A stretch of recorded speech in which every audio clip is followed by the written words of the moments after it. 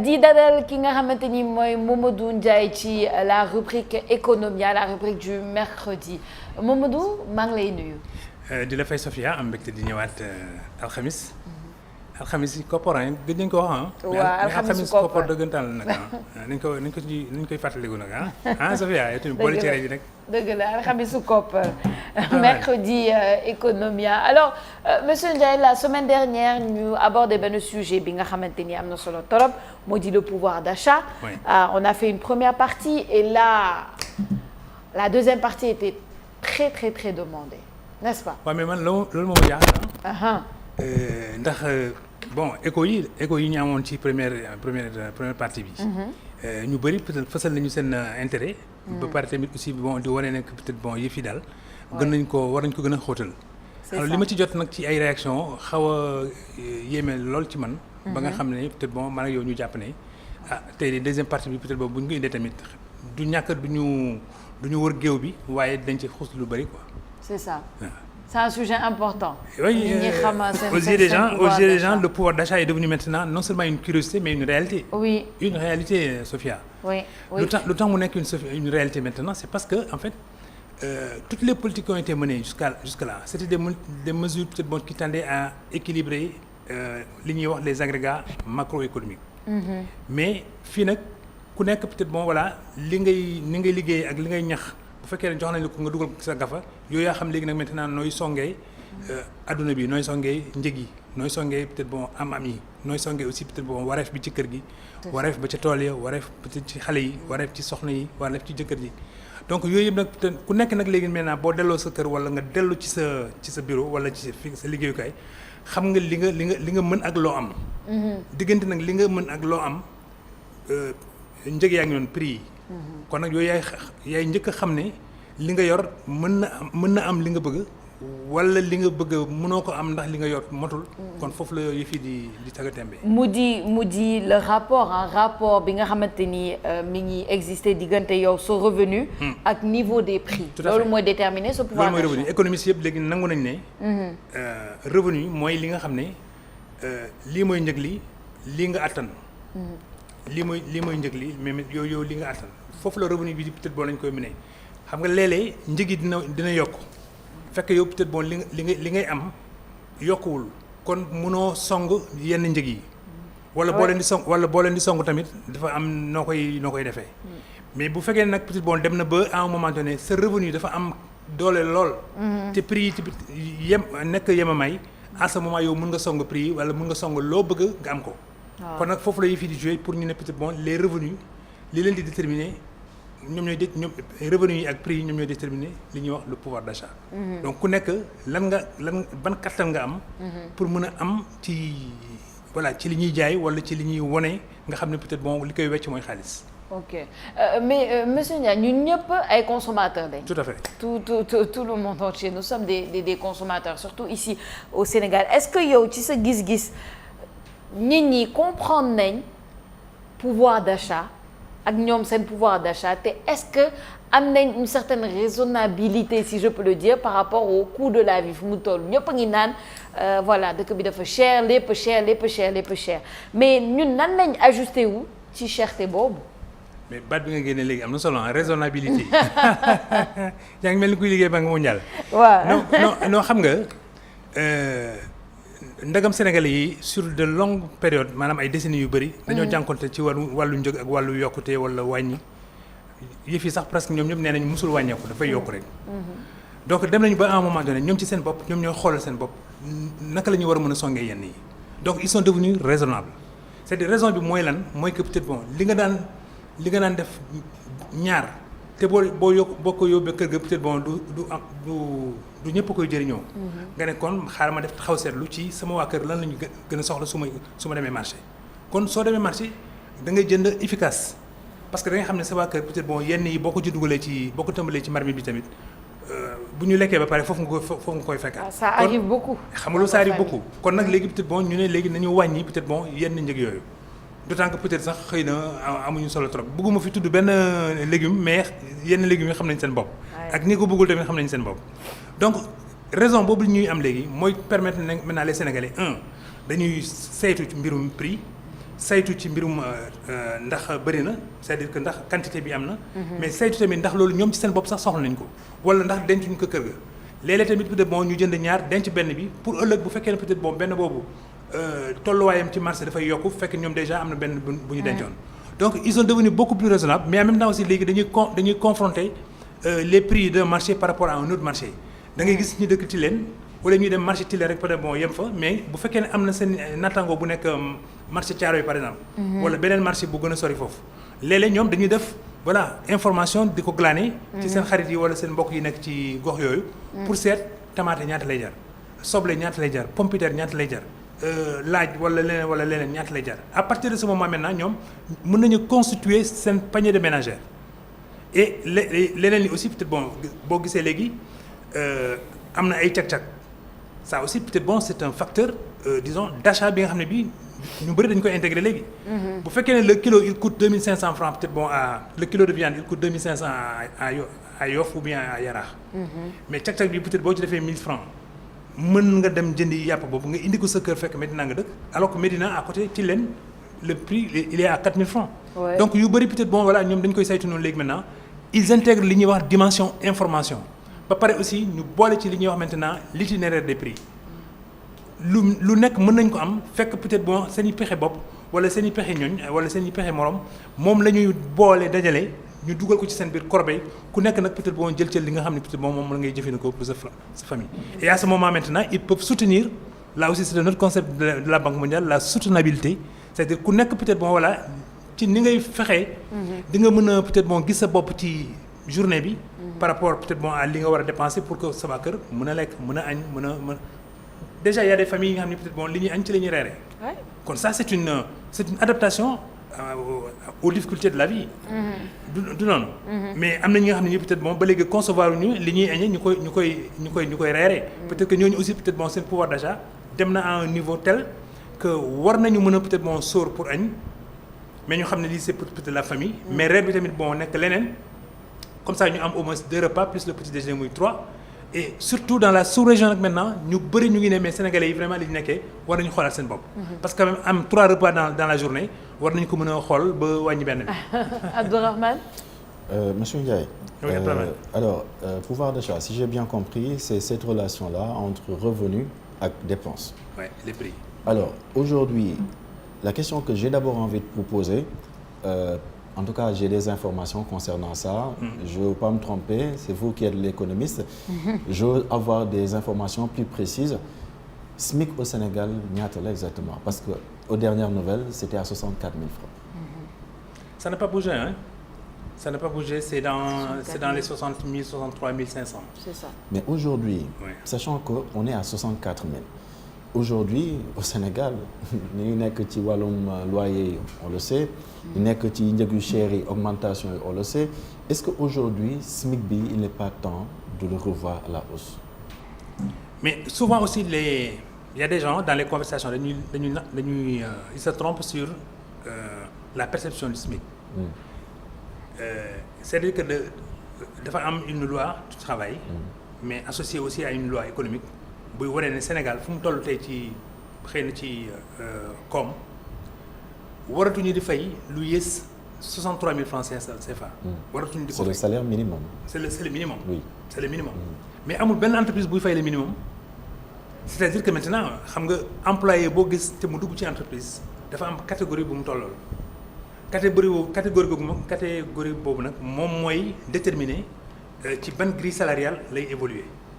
donc weesu na déjà le SMIC mais entreprise boobu bu fekkee ne dafa nekk en règle avec l'administration fiscale de ce pays et l'administration du travail de ce pays là xam na ne peut-être bon voilà le plancher mooy le SMIC mais maintenant ku nekk war nañ la mën a loger ci benn catégorie am na ñuy nekk dans la fourchette de 80 100 125 000 am na ñeneen ñuy nekk peut-être bon 125 000 180. am na ñeneen ñuy nekk ci yeneen fourchette ba noonu lay demee ba peut-être bon cadre supérieur cadre peut-être bon voilà yu mel noonu donc nit ñi bu ñu jàpp ne rek ne peut-être bon puisque SMIC bi 60 000 francs la ñu bëri ñu ngi fi ci Sénégal xëy na 60 000 francs la ñuy am et de ce point de vue là maintenant je comprends ta question c'est que avec 60 000 francs nag ngay mën a amee peut-être bon à la limite une chambre même à Pikine nga xam ne peut-être bon 75 000 la ñuy fayeeku si bien donc peut-être bon je n'exclus pas qu'il y ait des gens qui gagnent 60 000 francs. Et peut-être même d'autres qui en gagnent moins. Peut-être, il en existe. Mais à ce moment-là maintenant, le réalisme doit habiter chacun. C'est comme celui qui gagne 300 000 francs, il y a un niveau pour lui permettre peut-être un appartement à 250 000. Non. Sinon, qu'est-ce qui va lui rester? Donc, le réalisme doit habiter nous.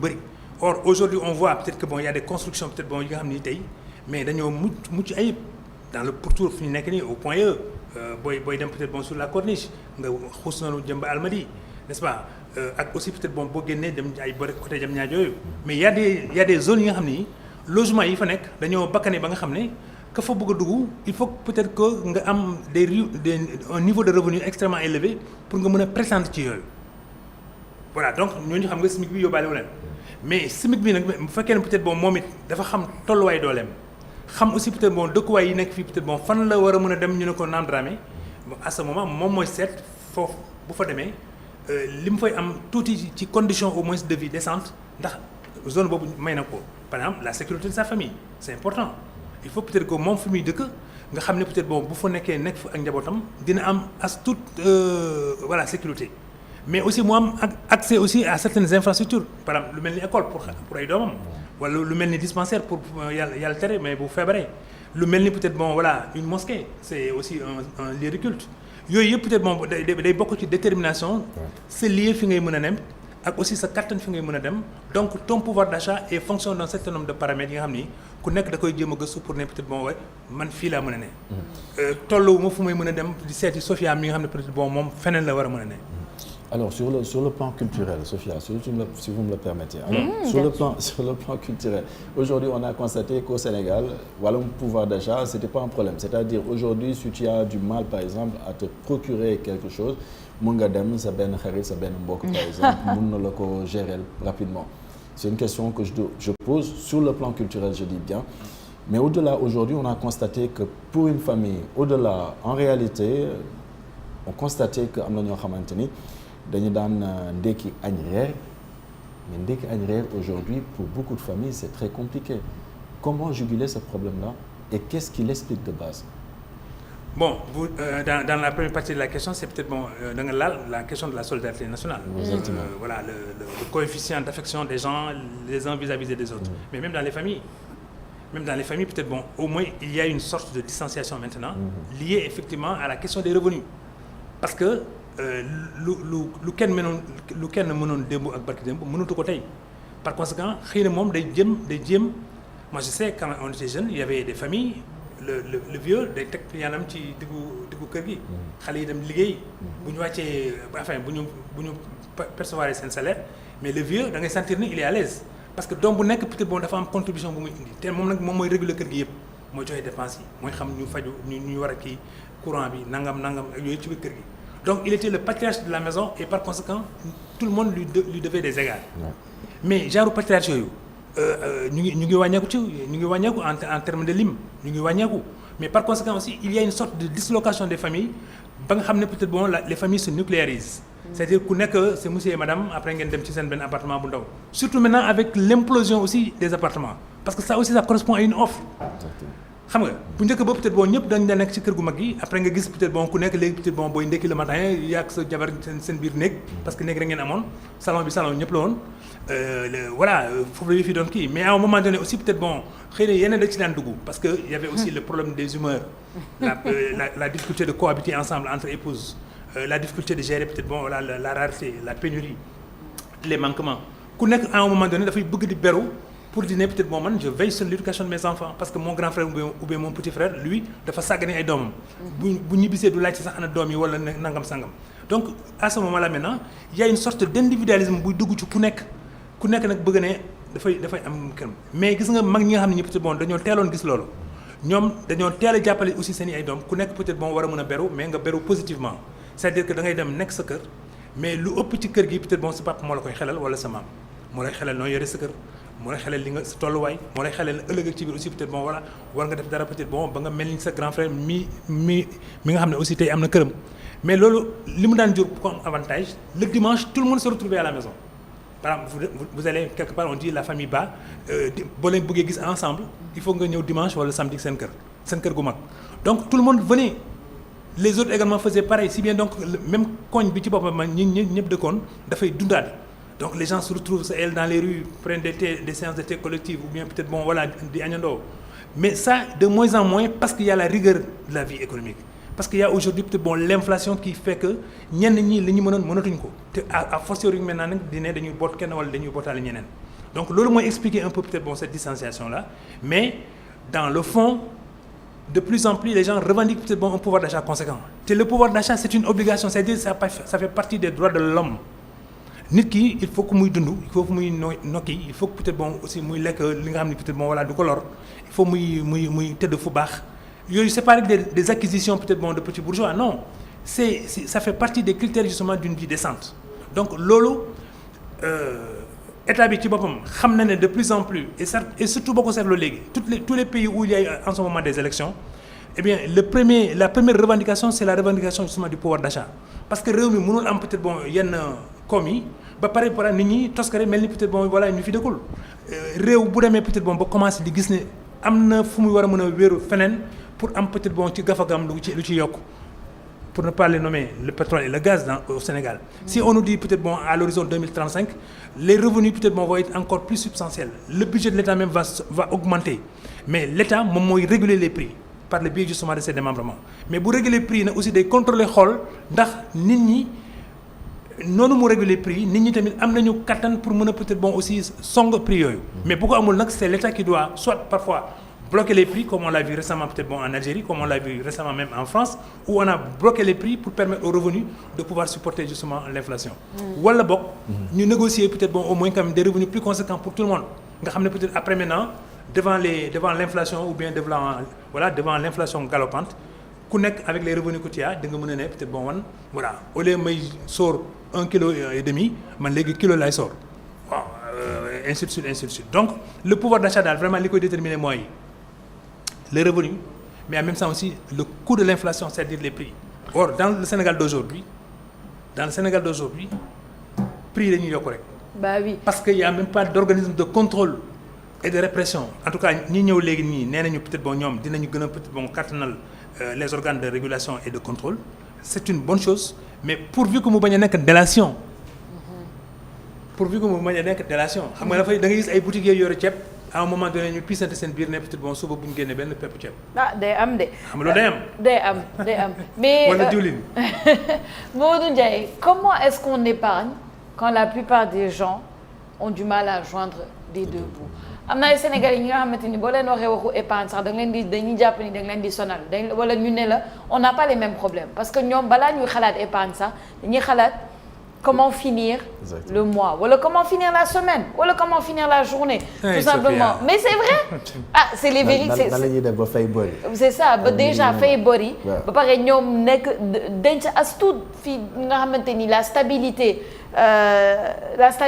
est très très très précaire la stabilité des entreprises est difficile la stabilité de même pour ceux qui n'ont pas d'emploi trouver un emploi léegi même soo amee emploi stabilité entreprise bi des fois dañ koy xoolaat comment est-ce que les gens font pour épargner quand ils n'arrivent pas à joindre les deux comment contourner cette difficulté voilà non bonne question mais xam nga dañuy def d'abord benn constat taxaw seetlu li ñuy njëkk a seetlu ci suñu réew mooy que la production industrielle dafa diminuer dafa wàññeeku bu baax a baax. ok xëy na sax peut-être bon yéen ay tout tànk ngeen woon mais amoon na fi ay temps. entreprise yi dañoo bëri woon. surtout dañu amoon sax ay zones industrielles. exactement benn ba ñaar. donc nga xam ne peut-être bon ñëpp dañoo amoon benn jubluwaay mooy maanaam on va vers la zone franche on va vers la zone industrielle pour travailler. Il y avait des unités yooyu li Sénégal amoon as tuuti peut-être bon ci koom. foofu la doon dem ñu koy transformer muy plastique muy cuir muy vêtement coton muy leneen ak leneen.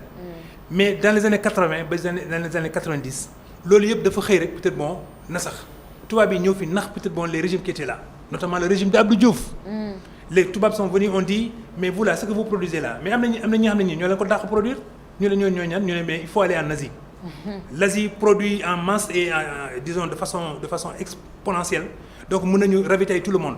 donc li ngeen di def ci industrie nii su ngeen wàññee seen dayoo léegi peut-être bon yéen à la limite da ngeen di consommer rek peut-être bon li asiatique yi di gars yi xoolal seen biir gis ne peut-être bon affaire bi c'est séduisant et ils ont renoncé justement à l'implantation des industries Mais quand on renonce à l'implantation des industries, c'est qu'on renonce également à la création d'emplois ou alors au maintien des emplois. Par conséquent, les gens, leur pouvoir d'achat est diminué. Mais maintenant, la plupart des gens qui sont dans le désœuvrement, parce qu'ils vont refuser le désœuvrement, ils vont essayer de s'organiser. Moo tax nga gis peut-être bon les tâches informelles. Démb maa ngi demoon jëli sama permis de conduire. Mais Sophia boo gisee peut-être bon le monde qui est là-bas d'intermédiation grand loo soxla un timbre. loo soxla peut-être bon assurance vignette nangam. Donc tous ces gens-là boo leen xoolaat leen nga xam ne ñii à un moment donné ils évoluaient dans d'autres activités. Mais puisqu'il y en a de moins en moins de ces activités-là, ils se sont reconvertis dans des activités de fortune. C'est sûr. Mooy waral peut-être bon li kenn waroon def au niveau justement de là où on délivre le permis de conduire 5 6 ba 7 ñoo koy def. Donc dès que nga taxaw ak garage sa oto rek am na ku leen ne grand place ma jaay la benn place 500 francs. Grand tu ma fampal la oto bi kooku tamit am na lu soxla. Grand ma veillé la ci sécurité sa oto. nangam. Keneen ki ne la aussi peut-être bon voilà looy jënd vignette. looy jënd peut-être bon protection sans permis de conduire. Chacun cherche en fait c'est une question de survie. Nous sommes dans une économie de survie. Parce que l'industrie a décliné dans notre pays. Et ça il y a des gens qui en portent la lourde responsabilité. Ils n'ont pas vu que peut-être bon l'industrie c'est peut-être le maillon le plus fort dans une économie quand on veut être justement dans la viabilité. Or l'arachide jusqu'à une période très récente on ne transformait pas l'arachide sur place pour mun a am diwlin wala am les autres dérivés justement de l'arachide. Le coton c'est pareil on exportait le coton brut mais ñeneen ñi ñoo ñu ëpp fulla ñoom ils transforment le coton ils en font des chemises ils en font des Lacoste ils en font n'importe quoi et puis après ils reviennent nous vendre les rebuts. Ils ne nous vendaient même pas la qualité ils nous vendaient li nga xam ne peut-être des na li nga xam ne peut-être bon lii bu ñu toogee xool ne non lii na dem Sénégal. wala lii na dem Gambie lii na dem Guinée. nga xam ne ñooñu ils ne sont pas regardants sur le truc. Donc quand le pouvoir d'achat baisse mais quand il n'y a pas d'activité pérenne quand il n'y a pas des revenus distribués à une plus grande échelle. Il est bien évident qu'à un moment donné donc nit ki balaa muy xalaat épargner mu xalaat au moins am li nga xam ne dina ko permettre benn mu dem wëri liggéey. ñaar mu mun ci bàyyi kër ga tuuti lu xale yi di ndekkee et puis en même temps aussi peut-être bon voilà mu xalaat aussi réserver une petite chose dans la journée parce que du ñàkk madame ne voilà am na ku fi ñëw soxla lii wala lii maintenant l'épargne venons-y j'ai rencontré une dame ma toog moom muy jaay ci buntu benn école mais femme boobu li muy jaayee ak li muy jaay sax wane na xarañteem ci wàll boobu mais après elle me dit man chaque jour dinaa denc lu mu bon 200 francs man mu ne chaque jour ma ne ko mais xanaa amoo jour boo dul liggéey mu ne ma kay à partir de vendredi école du tijji ba altine donc les 5 jours ouvrables moom dina leen ci 200 francs muy 1000 francs dans la semaine. C'est bien. xam nga loolu c'est bien. C'est très bien. nee na au bout de 4 semaines dina denc 4000 francs te 4000 francs yi dina ko permettre moom mu fayal doomam miy jàng ci école. Parce que la mensualité c'est 4000 francs xam nga kooku donc elle est en train de s'organiser à son niveau personnel kenn boole gu ci dara.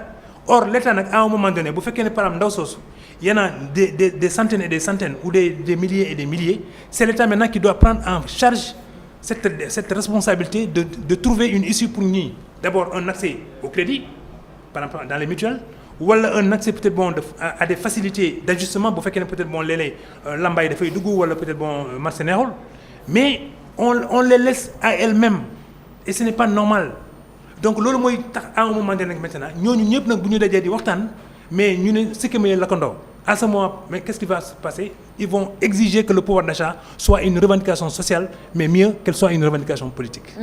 C'est important am na solo torop monsieur Ndiaye j'espère que ñu bëri te xam naa ni ñu bëri dinañ ci jël des informations jàng ci bu baax comme quoi c'est possible c'est possible d'essayer d'épargner mais il faut que l'État aussi accompagne ñi nga xamante ni ils essayent. Absolument. Et ils créent de l'emploi. Quand l'État est intelligent, quand l'État est prévenant, quand l'État est stratège, quand l'État est lucide. loolu yëpp peut-être bon état war na ko mën a xool mais en même temps état bi yemul rek peut-être bon ne oui bon kenn waxuma ci dara donc xaw ma. non l'État ne doit pas être hors sol. Tout à fait. L'État doit être dans l'immersion justement des sociétés. xam nga keroog maa ngi waxtaan ak benn journaliste fii ma ne ko mais de temps en temps man damay namm ngeen di def ay reportages sur le vécu des gens dans les quartiers difficiles où les gens peut-être bon ils se cotisent pour prendre le thé à midi ou les femmes également peut-être bon de temps en temps bu fekkee ne li ñu lekk neexu leen ku nekk indi 100 francs 200 francs ñu defal seen mbaxalu. comment vous appelez ça ce sont mbaxal yooyu. mais tout ça par exemple disons c'est des mécanismes de survie par rapport justement à une réalité qui est dure. léeg-léeg peut-être bon Abdourahmane calculé là bu demee par exemple ci yenn quartier difficile yi il est regardé comme quelqu'un qui est extérieur à l'environnement. soit il est envié ou alors il est député. Soit nit ñi dañ koy ñee parce que dañu ne bon grand bi fi mu jógee peut-être bon xëy na dafa xaw a bakkane. Mais bu ñëwee fii peut-être bon c'est pour gis benn bàjjenam nangam et puis il ne reste pas d'ailleurs 1 heure de temps. mais loolu yëpp li koy permettre nag mooy que l'État soit dans l'immersion. C'est-à-dire que l'État soit peut-être bon voilà un ancrage pour mën a xam exactement population lu ñuy dund. C'est pas des rapports politiques ni des observations peut-être bon de certains qui arrivent et qui repartent aussitôt. Non, c'est une connaissance intime des situations, des sociétés, des quartiers, des blocs, des zones, des régions, mais en même temps aussi peut-être bon de voir comment les dynamiques se créent à l'intérieur. Mais à ce moment-là maintenant, État dina am toute possibilité pour peut-être bon war a mën a sax ñëw jàppale xale yi. Voyez le mouvement navétane. À un moment donné, ce n'était que du sport, du football.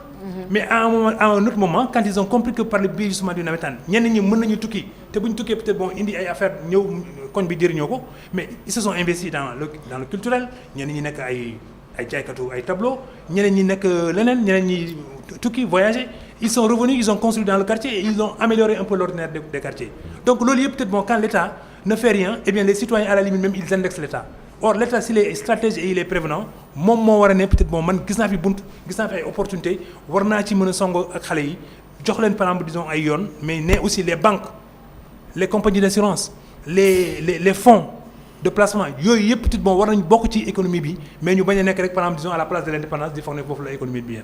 Le message est bien passé Mamadou Ndiaye di la gërëm di la sant bu baax ci teewaay bi c'était très important le pouvoir d'achat partie 2 j'espère que maintenant vous avez compris et que vous pourrez vous organiser Mamadou Ndiaye di la jox dig daje mercredi prochain inchallah. Alaba mercredi prochain. Sophia bëgg nga loolu mercredi dama ragal ne est-ce que duñu dellu si waat. On est jeudi aujourd'hui. Oui, mais on n'est pas mercredi. On est jeudi, on Sophia. Est jeudi.